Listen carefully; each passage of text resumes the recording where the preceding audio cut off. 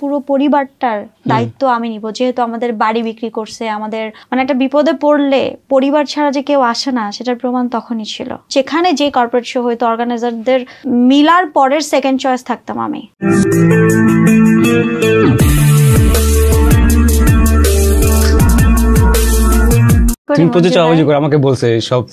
স্বাভাবিক সাধারণ মেয়েদের মতোই বেড়ে ওঠা, গান নাচের প্রতি প্রচন্ড ফ্যাসিনেশন ছিল, একটু বেশি চঞ্চল, ডান পিটে ছিলাম আমি। একটা বড় দুর্ঘটনা হয়, এটা সবাই জানে। বয়স কত ছিল তখন তোমার? 7-8। তাড়াতাড়ি বিয়ে দিয়ে দেয়। লোকটা আবার তোমার মার্ডার মামলার আসামি ছিল। ওই বিয়ে ঠিক কেন করলো এটাই ছিল কারণ। গায়ে হলুদের আগের দিনই হচ্ছে আমাকে অ্যাসিড মারা হয়। 10টা নারী যে যোগ্যতা সেটা করব। এবং আমার বাবা, আমার মা, আমার ছোট 2টা ভাই, ছোট ভাই ও এখন ইন্টার সেকেন্ড ইয়ারে, আর মেঝোটা হচ্ছে তোমার অনার্স কমপ্লিট করেছে এই বছর। তো এই যে ছোট 2টো ভাই তখন তো অনেক ছোট ছিল। তো তখনই আমি যখন সুস্থ, একেবারে প্রপার মেন্টালি সুস্থ হই, তখন আমি ভাবি যে আমি 10টা নারী হব এবং আমার পুরো পরিবারটার দায়িত্ব আমি নিব, যেহেতু আমাদের বাড়ি বিক্রি করছে, আমাদের মানে আমাদের প্রচুর প্রপার্টিজ, গোল্ড, এইটা সেটা বিক্রি করছে। ইভেন দো আমার আত্মীয় স্বজন, রিলেটিভসরা প্রচুর হেল্প করছে, প্রচুর হেল্প। মানে একটা বিপদে পড়লে পরিবার ছাড়া যে কেউ আসে না সেটার প্রমাণ তখনই ছিল। মানে অলমোস্ট প্রায় তোমার হিসেব যদি করতে যাই, অলমোস্ট 15 থেকে 16 অথবা 17 কোটি হবে তখনকার সময়। It's not a big deal, এটা অনেক বড় বিষয়। কিন্তু আমার বাবা মা একটাবারের জন্য চিন্তা করে নাই যে আমার 2টো সন্তান আছে, আরো ওদের ভবিষ্যৎ চিন্তা করে নাই, আমাকে বাঁচানোর জন্য উঠে পড়েছিল। তো যাই হোক, পরবর্তীতে তোমার সুস্থ হয়ে নিজেকে ওভারকাম করানোর ট্রাই করি, লেখাপড়া করি। পার্সোনা ইনস্টিটিউট থেকে তোমার আমি মেকআপের উপর কোর্স করি কানিজাপার কাছ থেকে। ওখান থেকে তোমার একাডেমিক পড়াশোনা? একাডেমিক পড়াশোনা তো শুরু করলাম। কি কোথায় কি পড়তেছিলা? আমি কবি নজরুল থেকে অনার্স কমপ্লিট করেছি। পরবর্তীতে কোন ডিপার্টমেন্ট? অনার্স কমপ্লিট করেছি। সাবজেক্ট হচ্ছে পলিটিক্যাল সায়েন্স। তো পরে হচ্ছে তোমার আমার পুরো মানে লেখাপড়া একদিকে হাতের কাজ শেখা, একদিকে তখন তো কম্পিউটার অনেক কম ছিল না, সাদা একটা কম্পিউটার ছিল বাসায়। ওটা কোন সময়ের কথা বলতেছো? How old are you? আমার বয়স এখন হচ্ছে তোমার 31। তাহলে তুমি মনে হচ্ছে সেই ছোটবেলা থেকে বলতেছো যে ওই সময় কম্পিউটার ছিল না। কেন ছিল না? তখন তো ছিল কম্পিউটার। না, কোন সালের কথা বলতেছো? কিন্তু সাদা। আচ্ছা, ওকে, হ্যাঁ। তখন তো কোন সালের কথা বলতেছো? এটা তোমার সাল কত, 5, 6, 7।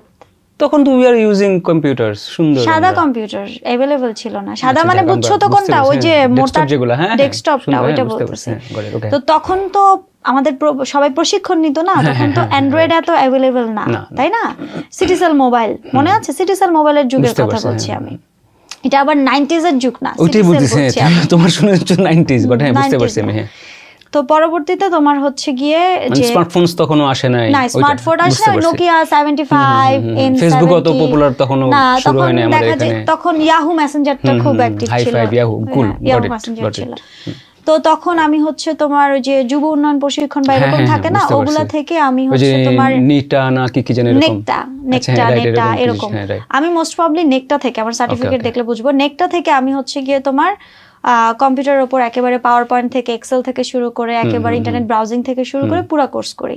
মানে তখন ফোকাস হচ্ছে আমাকে তৈরি করা, এবং এটার জন্য আব্বু আম্মু প্রচন্ড গাইড করে আমাকে তৈরি করা।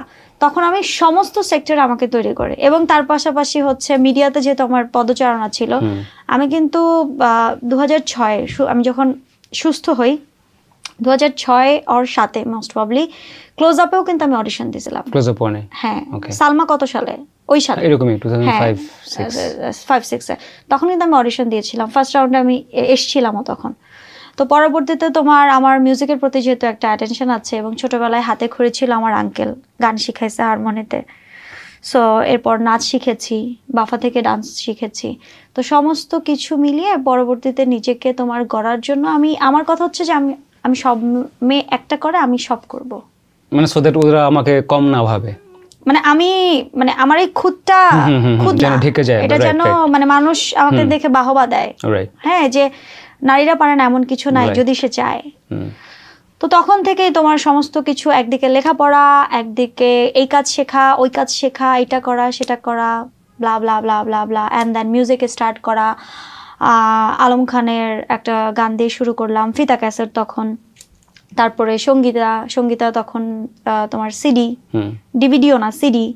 তারপরে হচ্ছে CD choice, five music, and then start singing. আমি যখন গান শুরু করি তখনও কিন্তু আমি বাচ্চা, আমার বয়স তখনও বেশি না, পিচিকালে কিন্তু আমি গান শুরু করি। মানে আমি ওভারকাম করে সব একসাথে স্টার্ট করি যে আমার সব পারতে হবে। আমার প্রথম যে গানটা করছিলাম আমি, ওই গানটার ভয়েস শুনলে বোঝা যায় যে ওই গানটা বাচ্চা একটা কণ্ঠ, বিকজ তখন তো ম্যাচিউর হয় না ভয়েসটা।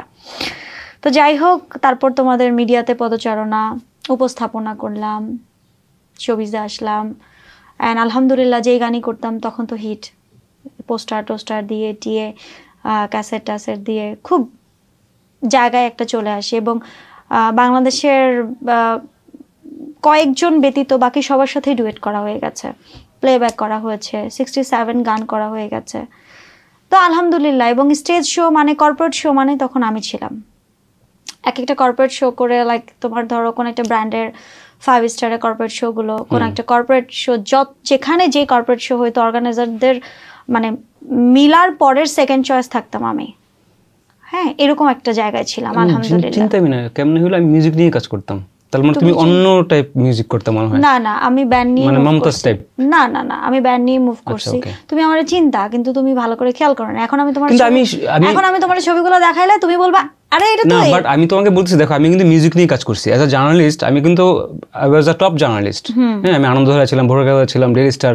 সো আমি বলতেছি যে আমি কিন্তু মিউজিক নিয়ে কাজ করতাম। মিলা ওয়াজ মাই ফ্রেন্ড। মিলার কথা তুমি যদি বলো, বা মিলার সমাবেশে আরো যারা মিলিয়া টিলা চিরাঙের বা ঢাকার যারা, তুমি তিস্মার কথা বলো, বা ওই সময় তিস্মার কথা আমি নিয়ে আসলাম, আরো যা বলো, ব্যান্ড মিউজিক নিয়ে আমি কাজ করতাম। বাট আমি কিন্তু সোলো আর্টিস্টদের নিয়ে কিন্তু প্রচুর কাজ করছি। বাট আমি সিনথিয়া ছিল, কখনোই হয় না, এটাই বলতেছি। তার মানে তুমি ওই লেভেলে যাও নাই। এটা কই দেখো তো কবে? হ্যাঁ, অনেক আগে। এটা কার ক্লিক? এটা চঞ্চল ভাই, র্যাফ। ও রফিকেরা, এটা তো তাহলে নতুন। শোনো, র্যাফের ক্যারিয়ার আমার সাথে শুরু। না না, এটা নতুন। বর্ষা লিসেন, এটা হচ্ছে আমি বলি, এটা হচ্ছে 12 তে, 2012 তে। শোনো না, আমি বলি, তুমি যাদের নাম বলতেছো র্যাফ, রফিক, ওর নাম রফিক, ওর নাম র্যাফ, নামটা আমিই দিছি। ওর ক্যারিয়ার আমার সাথে শুরু। এটা কততে বলো?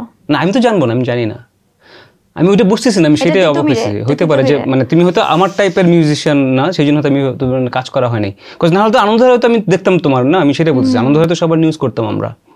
হ্যাঁ হ্যাঁ হ্যাঁ, ওই লুক কিউট এখানে।